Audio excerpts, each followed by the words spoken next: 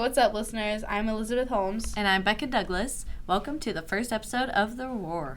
So, in today's podcast, I sat down with a couple of the coaches and a couple of the players of the Lebanon football team, and we sat down, we talked about the sectionals game and whatever, and what went into, preparing for the game and the actual game day and why they love the game, which is, as a theater kid and a show choir kid, it's kind of like an opposite thing for me. I'm not really invested in a lot of sports, so to sit down with, football players and talk about why they love the game and have them, kind of talk about what was unique about the game to them and why they've been doing it for so long was really interesting, because I've never really understood that, and now I do, and it was really special, Yeah.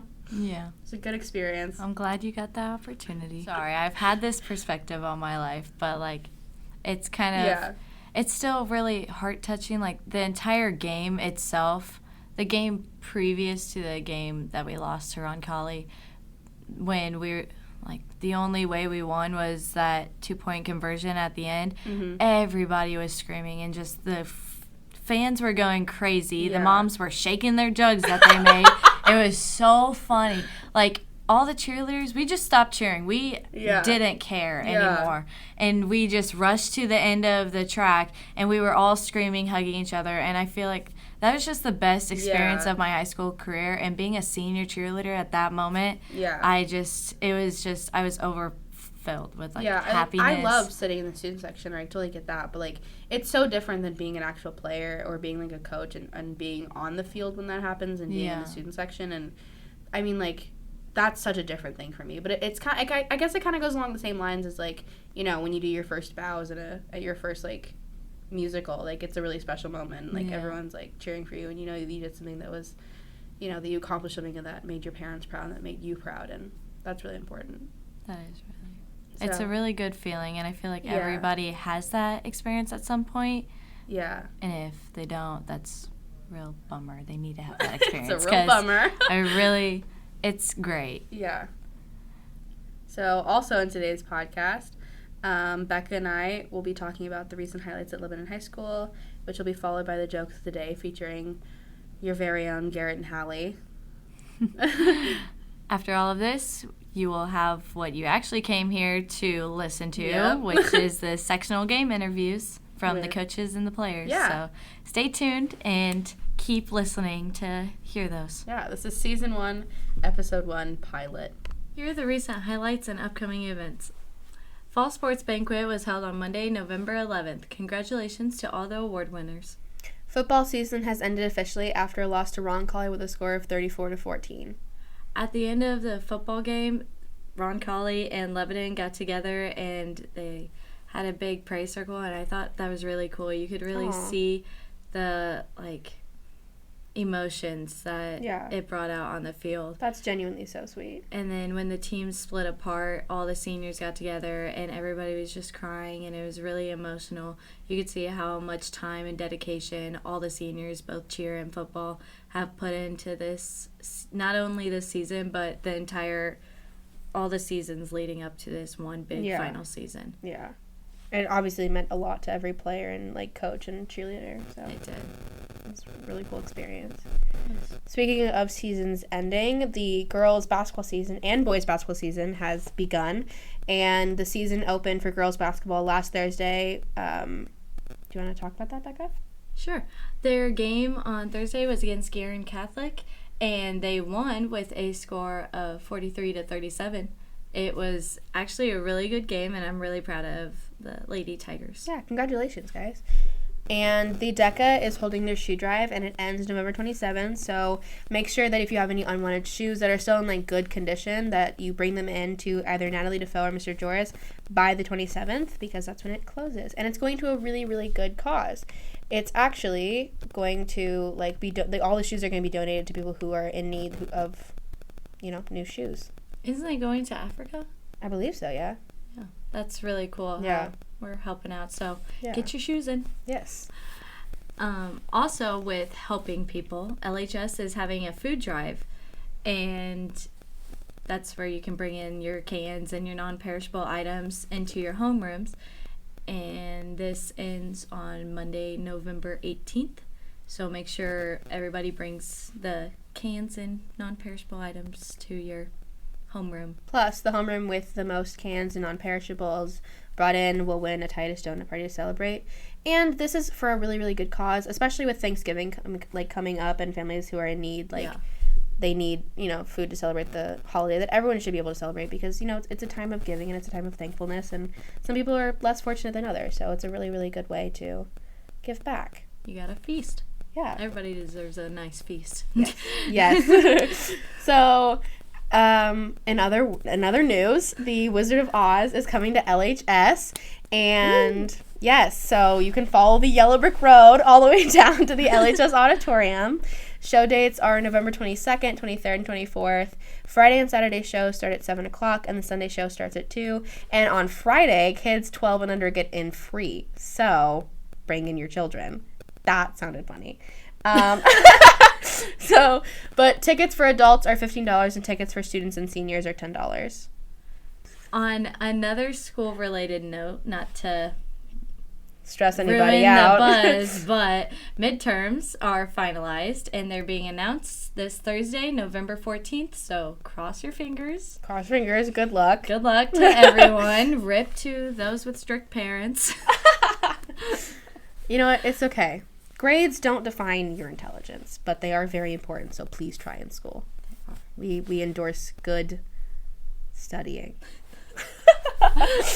In other news for school, the price to buy a yearbook is currently only $65, but after Friday, November 15th, the price will increase. Make sure that you order your yearbook today so that you don't have to pay this huge fee to celebrate your high school memories in. Yeah, your parents wouldn't be very happy with you if you're handing them a bad report card on top of extra money just for a yearbook. Yeah. So please order yearbook works really hard on the yearbook, so you should get your yearbook because not only is it high school memories, it's all this work that this whole club and class puts in for a whole year. Yeah. I really respect the yearbook team. They do a really good job and have to add everybody in the school in the yearbook. Yeah, and make sure that they have everybody. And what's kind of crazy is for Pennant, we get to produce our stories, within a couple weeks of them being assigned. But for yearbook, it's a whole thing that goes it's a year-long thing. It's you don't get immediate payoff from the work that you put in, which is you have to keep chugging. Yeah, keep chugging along. And so go you yearbook staff. You're doing great. Yeah, good job. Claps from Pennant.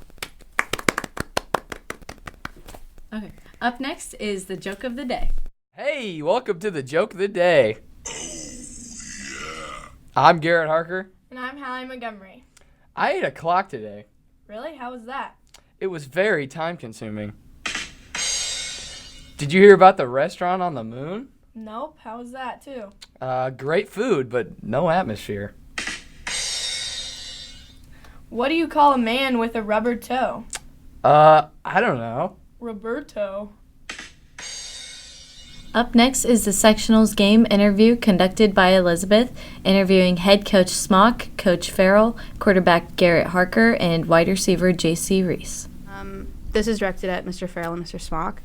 How did you prepare for the Sectionals game as a coach? Our preparation starts on the weekends as a coach.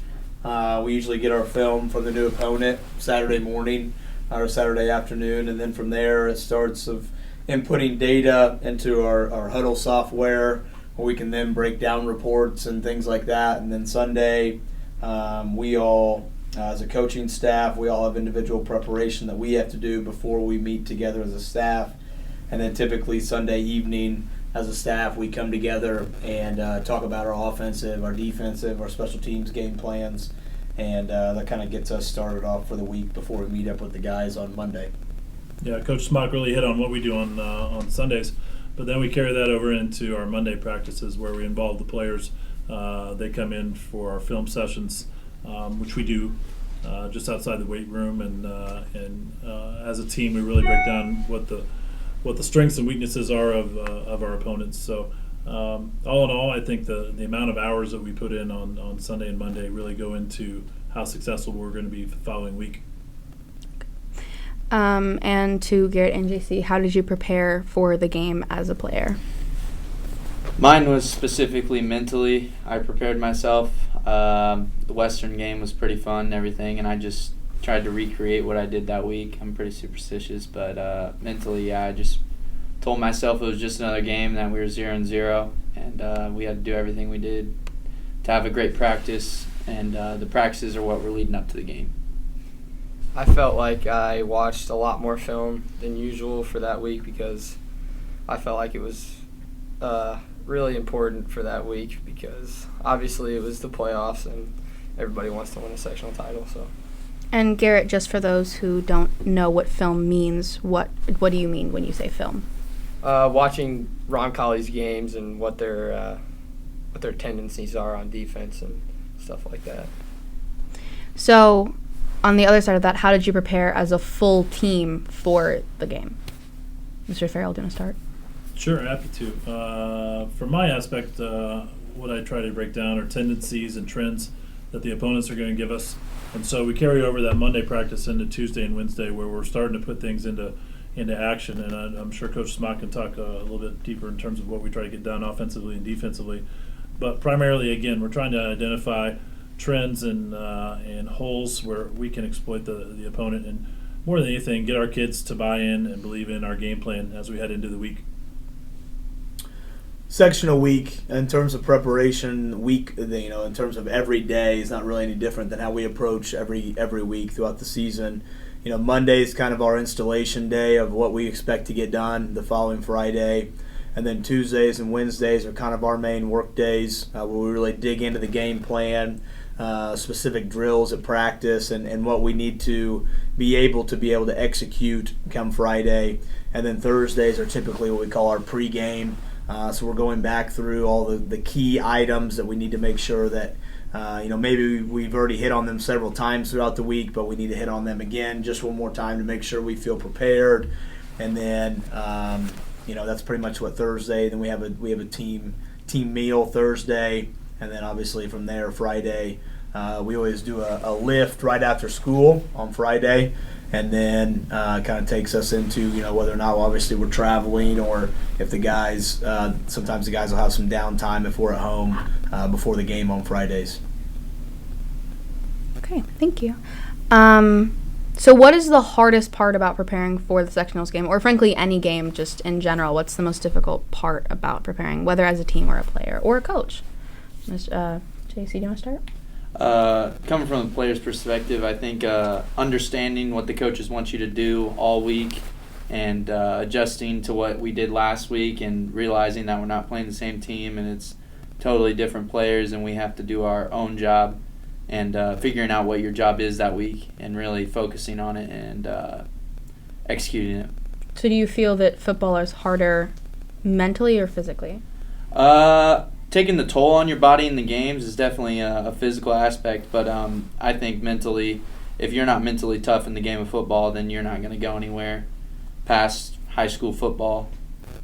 Would you argue that throughout the week, it's the mental component, and then Fridays is really the physical component? Absolutely, because especially with Lebanon, we don't really we didn't even wear pads, I think, the whole postseason. Or not pads, pants, sorry. We didn't wear pants, so that means we didn't go full contact during practice. So definitely just focus mainly on the mental aspect of it. I think from a coach's perspective, I think about what we've talked about here, and going into this last game against Roncalli, one of our other coaches looked at the number of hours that we spent looking at film. We put in 67 hours in the coaching staff watching the 11 games from Roncalli, and so I think the hardest part about that is kind of, and coaches use this before, paralysis by analysis. You watch so much, and are you really getting a good grip on what they're able to do from a trend perspective? At the same time, what a blessing it is for us to be in the technological age that we are in and having that much data and information that we can truly prepare. When we're going into game 1 or 2 of the season, you're just so limited because you just haven't seen what other teams can do and what to prepare for. But by the time that we're in the meat of the season and into sectionals, you just got so much out there, which again both makes it easy and hard.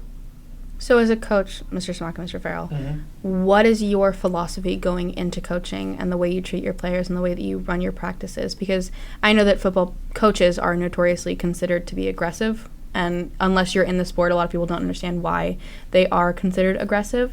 So do you feel like that's an accurate stereotype that's been put on coaches? And do you agree with it personally, or like, I guess just what's your philosophy in general when you go into coaching? I think every coach is different, even on our staff. If you were to ask our guys and you were to say to go through each individual coach, you would get different mindsets from each coach. Now we have philosophies, and that's my job as the head coach to say this is what our overall philosophy is in terms of how we want to approach our players, how we want to coach our players. But at the same time, as a head coach, you bring people on your staff in the same way that when you have players, that you want to allow people to bring their individual skill sets to the table. If you try to force everybody into doing the exact same thing and approach everything the exact same way and do everything the exact same way, you're going to get people doing things that are not in a genuine way.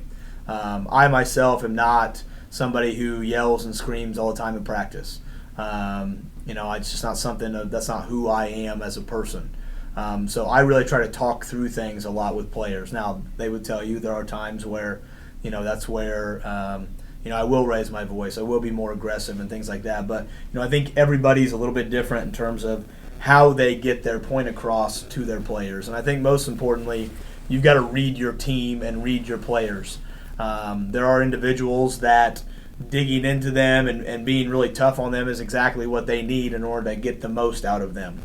You have other players that's the worst possible thing you could do for them. And so it's always a delicate balance where you're trying to coach an overall team, then you're trying to coach overall groups, and then you're also, while at the same time, trying to figure out how do I pull the best out of 65 individuals all at the same time, but I have to approach them all in a somewhat of a different way. And so it's a difficult thing, but that's what's fun about it, is trying to find a way to pull the right strings and push the right buttons at the right time throughout the season to get the most out of each individual guy and ultimately get the most out of your team as a whole. Mr. Ferrell, do you have anything to add? No, sure. I just think I'm thinking a little bit deeper in just terms of coaching in general, and I think you need to be assertive as a football coach, and a lot of it has to do with just the sheer space. You're dealing with 100 yards and by 55 yards wide a field where you've got fans from both sides screaming, and for you to have to assert yourself in a way sometimes is required. I'm kind of in Coach Smock's school when it comes to coaching, and I think you can reach kids differently in today's game, and by talking to them, soliciting their feedback, and I really do want to hear back from them. What are you seeing, and what things do you think we can change? But quite honestly, these are 15, 16, 17-year-old kids, and every once in a while, you've got to rein them in a little bit, particularly when you're out on that large field, trying to get their attention. I think for the most part, our coaching staff does a great job of mixing up styles and philosophies in a way that makes us better. And I think one thing to also bring up is if you were to break down the approaches of our staff based off of what they do as a profession, I think you also see a difference. The individuals who are teachers, the way they approach things is going to be very different from somebody who, they work in a factory all day, or they do this all day. And so they're what we call a lay coach, meaning they're not a teacher. I think sometimes their approach to teaching is a very different thing because they're not doing that all day, every day, like somebody like Coach Ferrell or myself or Coach DeBard or Coach Hyatt, like we do every day, along with obviously getting into coaching after school. Thank you. Jumping into a shallower question, were you, whether as a person or as a team, more excited or more nervous for the sectionals game? I was definitely more excited. Coming out of Western, we had a lot of confidence, and I felt really confident in our team. Obviously, with the situation that happened last week with Easton, it seemed like everybody thought we were going to be not confident and think we were not confident in our game plan or that we were shying away from facing Ron Colley, but it felt like the total opposite when you came to our practices. felt like we were just nothing happened at all. It didn't faze us at all, really. I was also really excited because the past few years we haven't really been able to beat Roncalli historically as a Lebanon football team. We were 0-7. So I was really excited to see if we were going to be able to be that one team to do it and to beat Roncalli. So how do you feel about your performance in the game? Do you, as a reflection, what do you feel about the way that you did? I wasn't disappointed with my own performance at all, really. I think we just had a couple weaknesses, and they capitalized on it majorly early in the game and just caught us right where we shouldn't have been caught. And I think everybody played their heart out, though. I don't think anybody was out there not trying. I was proud with everyone's effort. I never saw anybody just give up on a play or anything, so they just beat us. How do you feel that you've done over the season as a whole, from a coach's perspective first? So. Well, I said this last night at the Fall Sports Awards. You look at our record. We finished the season 5-6, and you look at that, and that's below 500. But if you really break down the teams that you played, 5 of our 6 losses came to teams that are still currently playing in the playoffs. They're vying for a regional title. And so for me, I look at that and I think, okay, what does that tell me? To me, that tells me that we give our young men an opportunity to play against great quality opponents, and we push them. I think we very easily could water down our schedule. We very easily could try to play teams that that we could walk over, or really wouldn't be that much of a competition, or whatever the case might be. But I think that one of the things that we need to be proud of is that we try to push ourselves, whether that be in the summer, whether that be in the regular season, to put ourselves in a position to where ultimately we can be successful in the playoffs. And by no mistake were we able to get a big win in the playoffs against Western because of the things that we've done all throughout the season. And to put yourself in a position to where you're playing a really good team for a sectional championship. And, ultimately, like JC said, we played a really good football team that exposed some of our weaknesses, exposed some of our youth in some spots.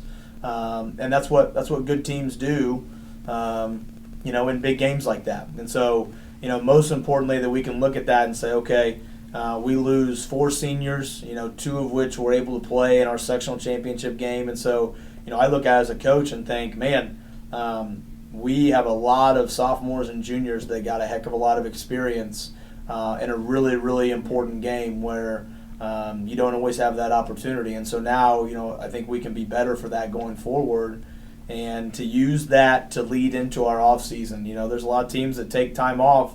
We lost Friday night, and we're going to start lifting for the 2020 campaign tomorrow after school.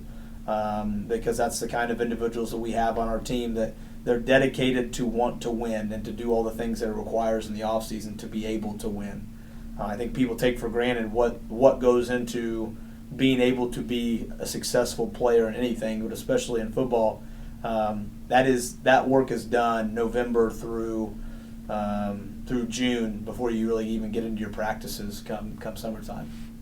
And Garrett, as a player, how do you feel like you did over the season as a whole? I thought I did well compared to my last year, but as a team, I thought we really came together compared to the last few years, and I feel like we definitely made a jump in Lebanon football because obviously we haven't been to a sectional title game since '97. So I felt like we did a lot of great things as a team. So that's adding on to what Coach Smock said about watering down our schedule. All you hear from guys sometimes is, why are we 4A? We should be 3A. All this stuff about how we're a small 4A school for the place we're in, and how we haven't really done a lot in 4A. I think our team and all the guys on our team are just, we want that challenge. Would you rather make it to a sectional game in a 4A class, or make it to a 3A sectional championship and just win it? And I think I have the guys on our team that we'd rather be in 4A and have that challenge instead of watering down our schedule like Coach Smock said. Mr. Ferrell, do you have anything to add? Yeah, and as we kind of evaluate here, looking back at the season, awards and and banquet time kind of allow us that privilege. We look back at this team, and Garrett hit on a key point. We were a team, and we think that to our awards night last night, those were tough conversations. You can make an argument for Offensive Player of the Year being J.C. Reese, who won it, but you can make an argument for Garrett Harker and Easton Williams and Mikey Reese for our offensive line. Defensively, I can think of 5 or 6 guys that could have been Defensive Player of the Year, Special Teams Player of the Year. That was not an easy decision. And Sophomore of the Year, that was one of the toughest decisions of all. And to take a look at what these kids have done from the beginning of the season to now, if you can find that improvement in them, and that's probably the key for me, you could have named one of 25 kids most improved this year.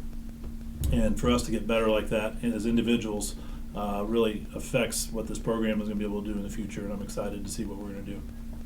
So what do you feel was unique about the season? Because every season for anything, but especially a sport, is going to have its ups and downs, and it's going to have its unique events and feelings and traditions. So what do you feel was the most unique about this season? And I want to hear an answer from each of you, because each of you have a different perspective. I'll start. I think that the mentality of this group was something that we spent a lot of time on all throughout the summer and into the season of you've got to train your mind to think a particular way if you want to be a successful individual. And we spent a lot of time with that, training your mind to do the things you needed to do to be able to perform when you are at your weakest. And I think that was a testament to this team at the end of the year, where you could look at their confidence level in big games, their confidence level in big moments. They weren't afraid of those moments because I think we prepared for those moments. And I think maybe better than any group that I've had before, this being my third year, my third team that we've led, I think that this group did probably the best when it came to being willing to be coached in all the facets that's necessary to help you be a successful individual. And they embraced that, and they came to practice every day, and maybe even more so than that, we had our best 3 weeks of practice at the end of the season. And that's kind of an anomaly for a lot of teams. A lot of teams, it's the opposite. At the end of the season, you're tired, you're beaten down, you're ready to be done, you're ready to move on. I think this team was ready to continue. We just weren't able to execute well enough in our final game to be able to continue. And so I think those are definitely things you could argue are pretty unique about this group as a whole. I would agree with you, Coach, and I think that we embodied on the football field our mantra, which is reason, purpose, and grind. And that sort of commitment that we saw from our players this year, I think, is extremely unique. And coming back to your question, because I don't think I've seen that buy-in in the football program in a few years, and it was great to see them 100% all in week in and week out. And I think you got it from the coaching staff too. And when you have that mix, it is kind of a unique thing. And I've been coaching a long time, and to have that come together and watch it come together is fun to watch. I felt we were extremely close as a team. The coaches can attest to that. During the summer, everyone was saying how, I don't know what it is, but the feeling of this team is really different. And I felt that we were just really close as a team, and that really helped us in the long run and in the playoffs at the end of the season. I agree with Garrett that our teamwork this year, and the fact that we came out of the season 4-5, and everybody was I wouldn't say all our home crowd was doubting us, but if you came to the Western game, Western almost had more fans than we did, and it was kind of nice to surprise people with what we could do and our fight that we had. And I think that was our most unique thing, was that we came out and we lost. Yeah, sure, we lost a couple games, but that didn't affect our mentality that we were still the best team out there, because we knew deep down that this team was special. We were told that right from the summer, and I think everybody bought into that, and that was the most unique thing about this team. So all of you have been either coaching or playing or having done both for a very long time in your lives, and you have to love something a lot to be doing it for as long as you all have been doing it. So what is the thing that you love most about football? And an answer from each of you. You want to start, JC? Yeah, I would. Well, I guess you'd have to be a player to know this feeling, but that feeling after you just win a game and you look back up to the stands, or you watch that student section run out at you after a big game or something like that, you're so proud of what you just did, and so proud of the community that you're a part of, and that everybody wants to be a part of it with you. And that feeling, you can ask any college player, any pro player even. There's no time like Friday Night Lights, and the feeling of your community all around you. It's unbeatable. I agree with him. Friday Night Lights is definitely one of the most special things in sports, especially in your hometown, because when you go out there and when you walk on the field, you're giving high fives to little kids that you know that you're their role model, and they're there to watch you. And I don't know, it feels really good to have a community behind your back while you're playing. I think there's something to be said for the sport. I've coached a lot of things. I've been coaching for 24 years, and I'm a basketball and baseball guy at heart, and I really didn't jump into football until about 2001. I know for you guys that means before you were born, but football is unique in terms of the brotherhood and the bonds that you create, because I think a lot of sports you're going to battle together, but football truly is a war out there, a night in and night out. And the other key piece of this I think is interesting is it's so many limited opportunities. Look at our season; we had 11 total games, and the amount of hours we put in for 11 total games, which we would have loved that to carry over to more games, but we played 11 games, and everybody else, for the most part in high school, you're playing 20 games, 30 matches. I heard the cross country, was at a record of 76 and 20 something, and I know they put their work in, but the effort and the camaraderie and the brotherhood that comes as a result of what we're trying to get done, and that's a reason to want to be a part of it.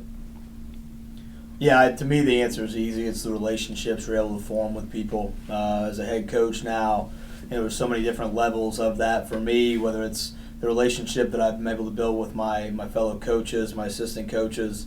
That's always a special thing. And then obviously, your players that are currently with you, it's fun to develop and to see where those relationships develop. With these guys, they're going to be our first 4-year class.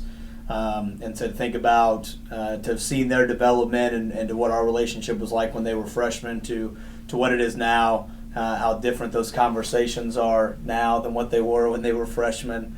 We won't get into details on those, but also for me, my interaction with our middle school coaches, my interaction with our middle school players and our youth coaches and our youth players, and then you get into the parents and everybody. I think it's all of those relationships that you're able to gain and you're able to experience because of the position that you're in, that if you weren't a part of this great game, you wouldn't have those things. And I think that in the end of the day, you're talking about all those hours, all those practices, all those months that you're putting work in that it's very tedious. It's a lot of work. I think it's those relationships and the people that you meet and you're able to experience things with, I think that makes all that stuff worth it. So as this interview is coming to a close, it is, practice to ask people as their final words for this. And so whether it be about your performance, the team, the season, or the game, I want all of you to share something or, give some final thoughts about the season or, everything else. I guess I should just say I was proud of what we did. Even if it didn't mean a trophy, we didn't come home with a trophy. I feel like everybody got better as a person, as a man, as becoming a better person this season. I think everybody accomplished something. I had a lot of fun because of our end result, like in the playoffs, winning a game in the playoffs, because I haven't done that. We haven't done that in the playoffs in high school period. So I felt like the end of the season was really fun, and being able to practice when it was snowing and being able to play in November was awesome. And I feel like that was a really great experience for all of us. Quite honestly, I just appreciate the opportunity to be involved and to be able to work with these kids on a regular basis in a way that is a little more deep than I might find in the classroom, and and really try to help mold these kids into men, and that's ultimately our goal. And I just appreciate Coach Smock for the opportunity, and the players, at least the respect I felt like they showed all of our coaches in trying to go through this learning process together. It's just it's a blast to be able to act like a kid when you're as old as I am. So I just appreciate the opportunity to be out there. For me, it's growth, and I think about that on a personal level. I think about that as as somebody who's striving to grow as a professional, but also I think about the growth of our football team and the individuals that are part of that. I'm a big time believer that if you're not doing something to try to get better and trying to grow as a person, as a professional, and the things that you're dedicating your time to, why are you dedicating your time to that? And as Coach Ferrell hit on something earlier, the amount of improvement by 90% of our players was not just a little bit of improvement this season. The amount of improvement shown was by far the biggest that I've seen in my 12 years of coaching at the high school level. To watch guys buy in, to watch guys be willing to be coached, but at the same time to watch our coaches be willing to grow, and for myself to just kind of continue to grow, in the things that I do, to continue to grow and being willing to listen to your players, continue to grow in terms of your ability to put your players in the best position to be successful. So I think that I think that's what this season can be characterized as growth, as a program, as individuals, and ultimately I think you're going to be able to, as a result, you're going to be able to see that come next season and in seasons down the road because of people's dedication to that mindset of growth. Thank you. With winter quickly approaching, you might be dreading being out in the cold and taking care of your yard. Lucky for you, this podcast is brought to you by Hackett's Lawn Care. The number is 317-519-8481. Go to them for all of your lawn care needs. We would like to give a special thanks to our sponsors, Scott and Marianne Bridge, who made this podcast possible. We would also like to thank Brent Babb for creating our bumper music and Nick Nunnally for designing the Roar's official logo. Be on the lookout for a new episode of The Roar every Gold Friday, and any topic ideas can be shared to the LHS Pennant email, lhspennant@gmail.com. We'll see you guys next time, and always remember to roll Tigers.